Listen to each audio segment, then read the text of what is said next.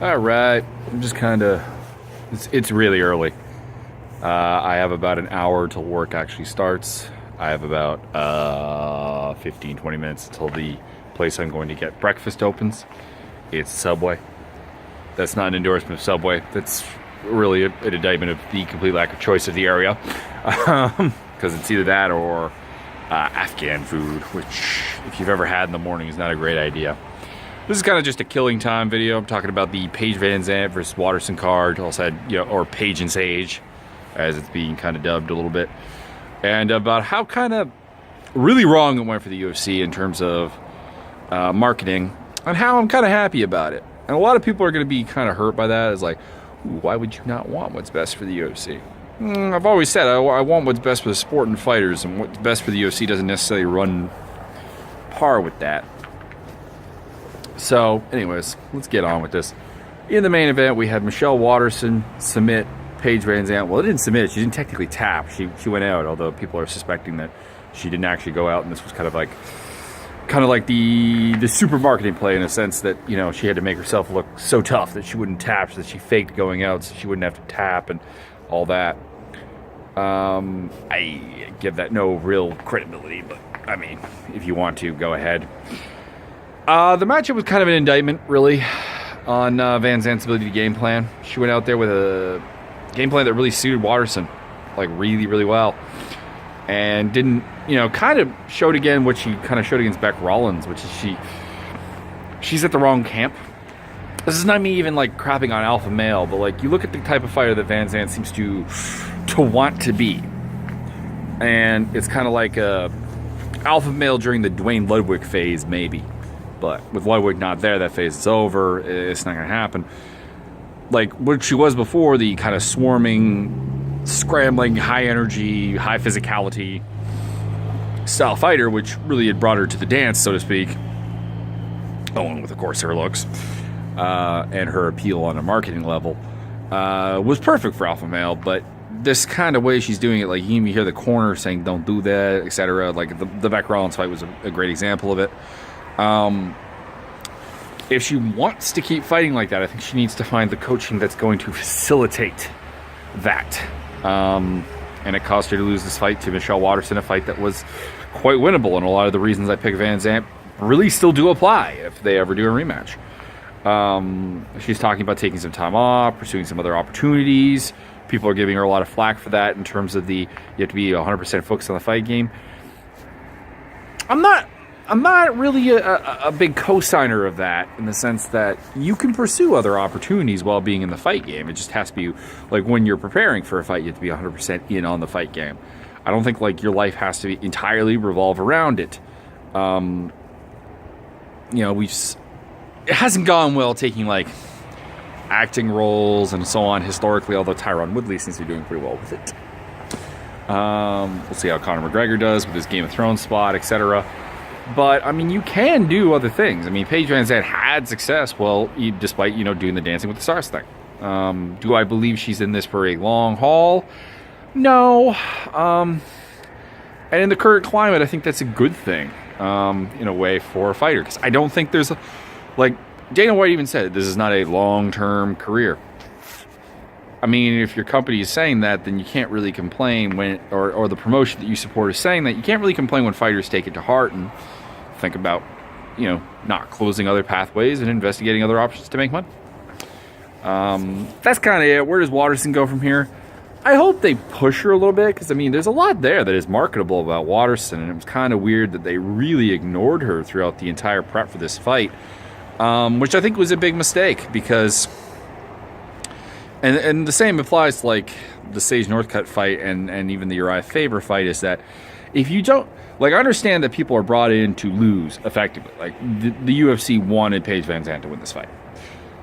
However, if you build up Waterson through promotion and let her talk about herself and give her kind of 50% of the media coverage and so on, one, you prepare yourself in the event that she does win, and therefore you have a marketable star. And two, you build up an opponent that VanZant's actually beaten that's actually very good in the eyes of the casual fan, which I don't think would have happened even if she won here. I think if she had won, let's say, a 5-round decision against Waterson, which is what I thought was going to happen, I don't know if she would have actually really had a lot of cachet increase from it. Because I don't think they properly built up the opponent. We're going to talk a lot more about that in a second. Because we're getting onto the Sage Northcutt fight, and there's going to be a section of that. Mickey Gall beats Sage Northcutt, like I said, submission. What do I think about Mickey Gall real quick? One, I think he blew his post-fight interview. Really didn't do a good job of it. Didn't really sell the whole concept of who his next fight should be against and whatever. He called out Dan Hardy, I think a name that's a little bit obscure to the casual fan. I mean, that's a winnable fight against a guy who has some game cachet value, I guess. So it's not a terrible idea, but it's not what I would have done. In terms of fighting skill, the fight exposed that I think he's very, very ill-equipped to deal with people on the feet. I still don't know where his takedown levels are at, but I am starting to believe that like his grappling is legitimately belongs in the UFC, but I think only one element of his game does, and it's not like it's a Demian Maia insta-sub ground game or really dominant ground game. So he needs to be brought along slowly if they want him to have a future. Now, do they? I don't know if they do. That's always the thing, and I don't really understand why they don't. Like, he's a decent talker, decent-looking kid, reasonably young. Actually fights reasonably exciting despite being a grappler first. Really only a grappler at this point. But, you know, submits people, keeps it exciting, so on. I don't really see why they... Again, this is kind of like the Waterson one where I think you have people who, yeah, sure are the opponent, but like they were people you could build some hype around and take forward. And if they won, then you had a star there. And if the plan went according to plan, you would have accentuated the win. And they didn't do that again. So... there is that. For Sage, needs to get to a proper gym. This whole thing of training with his dad and training kind of around and having his dad interfere with stuff, and it's not good. It's no good. He needs to really go to a place where he's going to be able to get the proper training in specifically the areas that he's very deficient in, which is the grappling game as a whole, really. It's really ugly.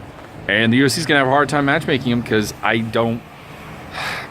it's not that there aren't lightweights and welterweights that he can beat, because there are. And I think that there's a lot of potential in Sage. But it's a case of not so much got to the UFC too early, because I think that's a hard rule that a 20-year-old shouldn't be in the UFC, but like in his training cycle too early. Like he's still training with the people that aren't going to make him a terribly great UFC fighter. And I think to a certain extent, Stephen Wonderboy Thompson, if we go back in time, was a little bit of the same thing. We kind of saw it with the Matt Brown fight, but he took like the opening, like, I got to change some things. I got to get with the right people. I got with Sarah Longo. I got with TriStar. I became a better fighter. Northcutt has to have that moment at this point because he's not going further with the skill set he has. And I think this was the rude awakening for William Morris, is that, you know, you could have all the it factor in the world, but at the end of the game, this is still a fight game. And even to the casual fans, if a guy keeps losing or keeps beating guys they've never heard of, the marketability is going to stall and the drawing power is not going to grow. That was the thing, like, that was the beauty of the Conor McGregor build, is they kept giving him progressively more difficult fights, but fights that hid some of his, at the time, weaknesses. And I know people are going to crap on me and all that, but when Conor was signed to the UFC, grappling and wrestling were not strong parts of his game. He's done a great deal to fix that. But they weren't. You saw that in the Diaz fight, first one. You saw that in the Mendez fight. Yeah, I know. Oh, it was his plan to gas out Mendez. No, it was not. He couldn't stop Mendez's takedowns. That's how that is. In fact, if you really wanted to gas Mendez, working him in the body after stuffing takedowns will gas a guy hella quick. So, I mean, that's a lot of problems. That's a big backfire there. Uriah Faber beat Brad Pickett. Expected nothing surprising there. Again, the only thing I'll say is that the lack of build for Pickett, and what could have been his retirement fight as well. Like, this fight could have been made a bigger deal, and if Pickett somehow pulled out the win, then maybe you still had a moment. But there wasn't much here going forward. I mean, this is two veterans and two older guys in a weight class that tends to chew you out when you're in your 30s. Final fight on the main card was Alan Jouban versus Mike Perry.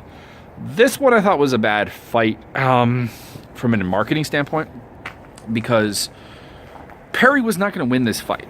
I feel like the UFC sees some money in Perry, and I don't blame them. He's got like his kind of UFC douchebag fan following. Like, you know, I don't like him. A lot of people don't like him. Like, you either love him or hate him. I'm definitely more on the hate side of things. But I see a lot of people that are really on the Mike Perry bandwagon. His fighting style is exciting. He says some things, and he speaks to a segment of the population that the UFC could get some money out of. But putting him there with Jouban wasn't really ever going to work out too well. And the thing was, there was no rub for Jouban. Jouban's 35 years old. He's an older fighter. He is what he is. He's not going any further. Perry may go further. Perry, however, does need to find some coaching that's going to teach him how to do something because, I mean, like, there was an example where, like, throughout, like, the first round entirely, Jouban, like, circled out repetitively to Perry's power side, and there was a tweet on Twitter that I was reading afterwards. It's like, everyone knows what Jouban's going to do when he circles out, except for Mike Perry. And that's kind of the problem, is I think he's a low fight IQ fighter, and I think he needs the proper coaching to really make up for that. This is not a deal breaker in his UFC future, but it's like Sage Northcutt. There's some potential here, but you got to do some things to change your training and get the people who are going to help you with your weaknesses. And I don't know if he'll do that. I think he's kind of married to the camp he's at, and it's not one that's conducive to long-term success. And like I said, that 35-year-old Jouban's got like 2-3 years maybe left in the game, so this is not much of a rub to give him there. There were better fights, I think, to make. I think ironically, I would have put Barberena in this fight against Mike Perry, done it that way. Because, well, we'll talk about Barberena real quick. That's really the only undercard fight I want to touch on. But I think that could have been a build-up, and that goes back to the Sage thing. Well, let's talk about it. Barberena fought Sage Northcutt, or not Sage Northcutt, Colby Covington. Lost in convincing fashion. Colby Covington, to a hardcore fan, I think, looked good, but to a casual fan, I don't see that appealing. And you really didn't do anything with Barberena's win over Northcutt. This is the thing. This is what I mean, is that when the opponent, as it were, picks up a win, I kind of wonder why we don't build up the opponent a little bit. There's a little rub there. I'm not saying Barberena is this massive money because he beat Sage Northcutt, but he's a guy who looks okay, looks good, and you kind of rescue Northcutt a little bit by letting the guy who beat him go on a little bit of a roll. And the UFC has done nothing with that because they put him up against Warley Alves, a fight that he won, but a fight that legitimately, on paper, should have lost. And then they put him here against Covington in a fight that he should lose because Covington ticks off all the things that Barberena is going to struggle with.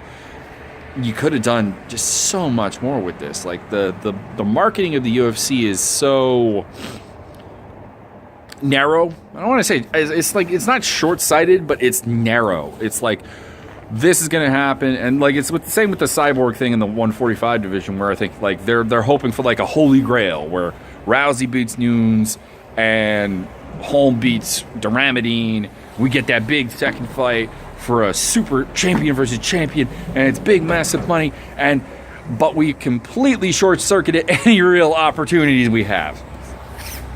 Very narrow. I think like this is kind of it's a Hollywood mentality. It's like, this is a movie, but this is a sport where things are going to happen that you're not planning for. Like the perfect storyline very seldom is going to pan out. I mean, sometimes it does, but very seldom will it pan out. And that kind of thing. And final thing I'm going to touch on, Cody Garbrandt's trash talking with Dominic Cruz.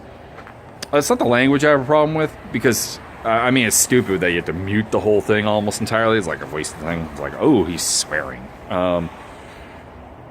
Don't trash talk with Dominic Cruz if you're an alpha male fighter. This is my general problem with fighter trash talk, is a lot of the time they try to devalue a guy that they are fighting. This is stupid in my opinion, because you devalue any win or any success that you have against that fighter. Because if, like, let's put it this way. Let's for a moment assume that Cody Garbrandt is correct about everything. Dom Cruz is an old man, brittle, afraid of him, never beaten anyone. etc., etc., etc. What does it mean when Garbrandt beats him if that's all true? Nothing. Nothing. It also ignores the fact that this is a man who has beaten your coach, Uriah Faber, twice. He has beaten TJ Dillashaw, whether you agree with the decision or not. It's on paper. He beat TJ Dillashaw. He has beaten Joe Benavidez 2 or 3 times. I think it's only 2. This is the alpha male killer. This is the guy who's been whooping your teammates. So are your teammates nobodies? And if so, why are you with the team? That's just stupid.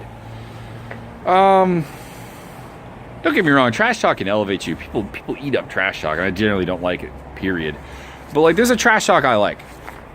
Like, this guy is a really awesome fighter. Like, Tony Ferguson kind of flipped on both sides of this line because he was at one point trying to make Khabib's record out to be paper, ignoring the fact that their best wins are against the same fighter. And, I mean, honestly, if we go top 5 wins of Tony Ferguson's career, top 5 wins of Khabib Nurmagomedov's career, Khabib's got RDA, Michael Johnson, Pat Healy, Gleason Tebow, Abel Trujillo, probably. On maybe Thiago Tavares in there. And Ferguson's top 5 wins are RDA, so same.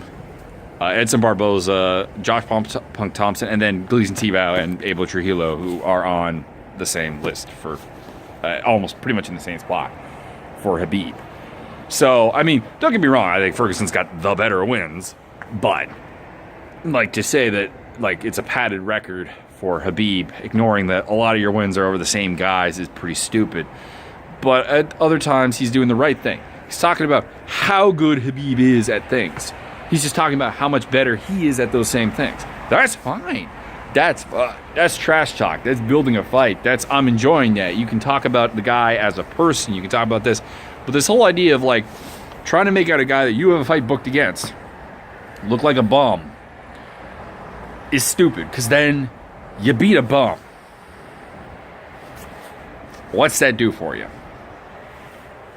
Anyways, that's kind of my morning rant. We'll throw it up there. Technically, it'll be a post-fight video. Usual links in the description. Subscribe, like, comment, dislike, give negative feedback.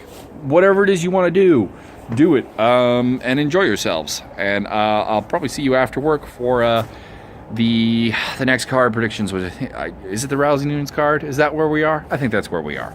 So, have a good day.